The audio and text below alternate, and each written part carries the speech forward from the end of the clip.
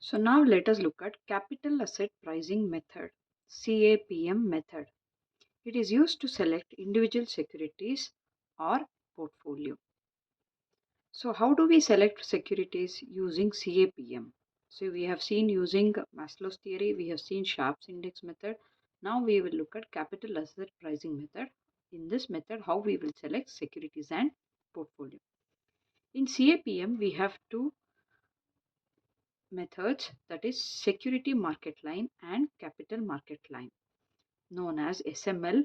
Security market line considers the beta value, that is the market risk. Capital market line, known as CML, considers the market standard deviation and individual standard deviation. First, let us look at the SML. It is a graphical representation of CAPM, represents linear relationship between required rate of return of security or portfolio and the market risk. So you are comparing the return that you expect from the security and the market risk. For individual security, we have this formula where returns is equal to RF plus beta into RM minus RF.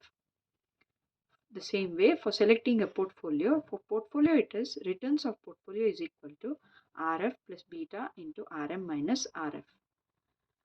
Note this part, RM minus RF, that is the excess returns of the market over the risk-free rate, is called as risk premium. RI is the estimated returns, or we call it as calculated returns. RF is the risk-free rate, that is the treasury bond rate or the rate fixed by the government. Beta is the beta of stock or the portfolio. RM is the return on market portfolio. CML represents risk return relationship in efficient markets. So here we are considering the individual stock standard deviation and portfolio standard deviation. So here returns is given as RF plus expected returns of the market minus RF divided by standard deviation of the market, standard deviation of the security. Returns of the portfolio under CML is given as RF plus expected returns of the market minus RF divided by standard deviation of the market into standard deviation of the portfolio.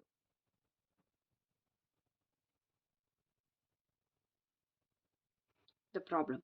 Estimate the stock return by using CAPM model, where the expected return of the market is 15% and equities beta is 1.2, risk-free rate is 8%. Solution. Given RM 15%, return of the market 15%, beta 1.2, risk-free rate 8%. Since beta is given, it is SML. Okay. Now SML will be RI is equal to RF plus beta into RM minus RF. That is RF is 8 plus beta is 1.2, RM is given 8 and RM is 15, RF is 8. When we substitute, we get the value 16.4%. So based on the beta value and the returns of the market, the returns of the security will be 16.4%. Another problem, Mr. PK is considering an investment in stock of corporation. PK expects X corporation to earn a return of 17% in the next year. X's beta is 1.3, RF is 7% and market return is 15%. Should Mr. PK invest in the X corporation? The solution given, beta is given as 1.3, RF is given as 7%, RM returns to the market is given as 15% market return. So the expected return of Mr. PK is 17%. Now let us calculate the RI according to beta values and market return returns of the market value. What is the returns that we can get Ri is equal to Rf plus beta into Rm minus Rf. So Rf is 7, beta is 1.3, Rm is 15, Rf is 7. Substitute, you are getting 17.4%. Now if you see here, what is the expected return? 17%, the actual return. But according to our calculations, what is the return? 17.4%.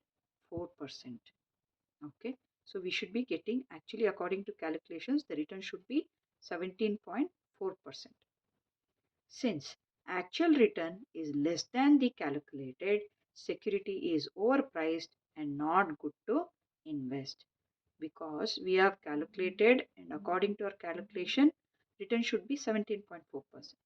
But what is the expected return or the actual return given? 17%.